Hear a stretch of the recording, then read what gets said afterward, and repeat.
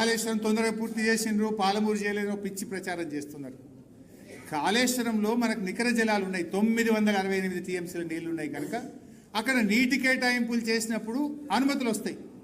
పాలమూరు రంగారెడ్డిలో మనకేమైంది, నీళ్లు లేకపోతే, నీటి కేటాయింపులు లేకపోతే ఈసీ క్లియరెన్స్ రాదు. నీటి కేటాయింపులు లేకపోతే నీకు సిడబ్ల్యూసి అనుమతులు రావు. అనుమతులు రాకుంటే నువ్వు ఫైనాన్షియల్ అరేంజ్మెంట్ చేయలేం, ఎక్కడి నుంచి లోన్లు తేలేం, కేంద్ర ప్రభుత్వం నుంచి కూడా డబ్బులు రావు మనకు. మరి పాలమూరులో ఆ సమస్య ఉంటే కూడా కేసీఆర్ గారు రాష్ట్ర ప్రభుత్వ నిధులతో దాన్ని తొందరగా చేసే ప్రయత్నం కేసీఆర్ గారు పనులు నడిపించారు. అది వ్యూహం, అది కేసీఆర్ గారి నిబద్ధత. కేసీఆర్కు పాలమూరు మీద నీళ్లు సాధించాలనే నిజాయితీకి 27,500 కోట్ల రూపాయలు ఇవాళ ఆయన కష్టపడి ఖర్చు పెట్టి రైట్ ఎస్టాబ్లిష్ చేసే ప్రయత్నం చేసిండ్రు. దేశంలో ఎట్లా ఉంటుందంటే, ప్రాజెక్టులు కడితే ఏమైందంటే అప్పుడప్పుడు అవుట్ ఆఫ్ బేసిన్ ఉన్న డబ్బు ఖర్చు పెట్టింది కదా, ఇన్వెస్ట్మెంట్ అయిపోయింది కదా అని ట్రిబ్యునల్లు నీళ్లు కేటాయిస్తూ ఉంటాయి. అందువల్ల కేసీఆర్ గారు కూడా నీటి కేటాయింపులకు ఒకవైపు ఉపాయం చేసిండు. 45 మైనర్ సేవింగు, 45 గోదావరి డైవర్షను అని 90 పెట్టి డిపిఆర్ పంపి తల్లాడిండు. వాస్తవానికి కేసీఆర్ గారి ఆలోచన 90 కాదు, 170 టీఎంసీలు పాలమూరుకు వాడతా అనేది ఆయన వ్యూహం.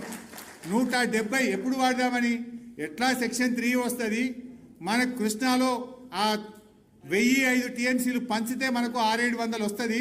ఇప్పుడు ఉన్నది 299, రేపు 600-700 వస్తే 400 ఉంటాయి కదా, నేను పాలమూరుకు 170 పెడతా అనేది కేసీఆర్ వ్యూహం. అయితే ఈ 90తో ఎందుకు ముందుకు పోతారు?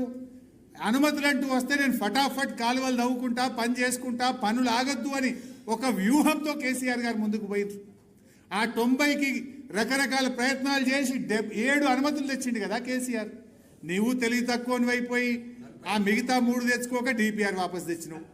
నువ్వు తెలివి తక్కువనివై 90 45 చేసుకుంటా అంటున్నావు. కేసీఆర్ గారు ఆయన ఆలోచన 170, ఆయన వ్యూహాత్మకంగా ముందుకు పోయిండు. ఆ మాత్రం సోయి లేదు.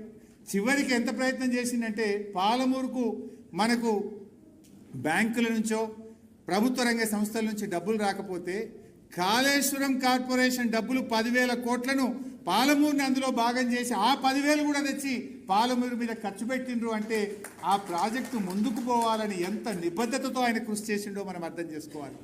ఎందుకంటే దీనికి ఈ ఫైనల్ అనుమతులు రాకుండా దీనికి ఏ సంస్థ కూడా అప్పు ఇయ్యదు, ఎక్కడ కేంద్రం నుంచి డబ్బు రాదు.